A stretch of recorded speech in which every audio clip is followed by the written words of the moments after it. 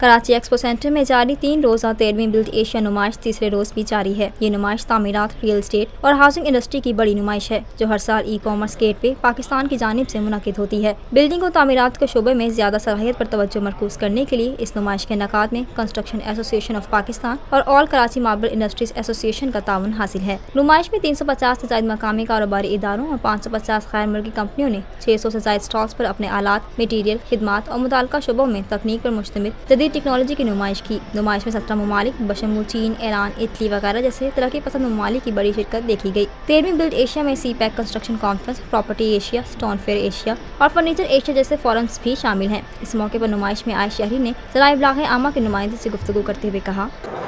بہت اچھی لگی اور تقریباً ایران کے جتنے ٹائلس ہیں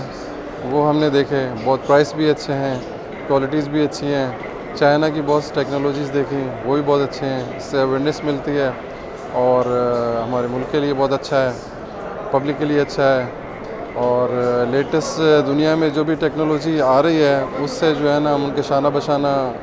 اس میں چل سکتے ہیں۔ ایک اور شہری نے کہا، آگے جو ٹائم آ رہا ہے پاکستان کے لیے وہ بڑا اچھا ٹائم ہے، اور سی پیک کے حوالے سے میں یہ کہنا چاہوں گا کہ جتنی بھی چائنیز اور کمپنیز یہاں پہ آ کے کام کر رہی ہیں اور آگے سے ہمارے جو یہاں کے لوگ ہیں ان کے لیے کافی جو ہے اسکوپ ہے یہاں پہ آگے گروتھ کرنے کے لیے، آگے کام کرنے کے لیے، انویسٹ کرنے کے لیے۔ سی پیک کا جو ایریا سٹارٹ ہو رہا ہے کہہ لیں اگر سندھ کا لگایا جائے لاڑکانہ جیکاباد کی طرف سے، تو اس میں جتنے بھی روٹس آ رہے ہیں اس کے ساتھ ساتھ جو ہے جتنی بھی انڈسٹریز لگیں گی لازمی وہ اس میں لوکل لوگ جو ہوں گے وہاں کے، لاڑکانہ ہو گیا، خیرپور ہو گیا، جیکاباد ہو گیا، سندھ کے حوالے سے خاص کر ان کو کافی یہاں پہ جو ہے مطلب کہ جابس کے حوالے سے۔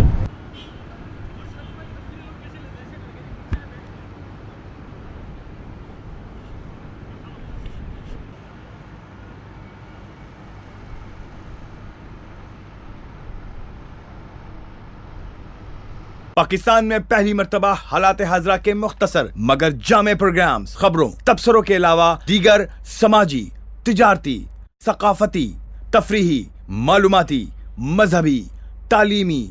صحت اور بچوں کے پروگرامز صرف TNN TV پر۔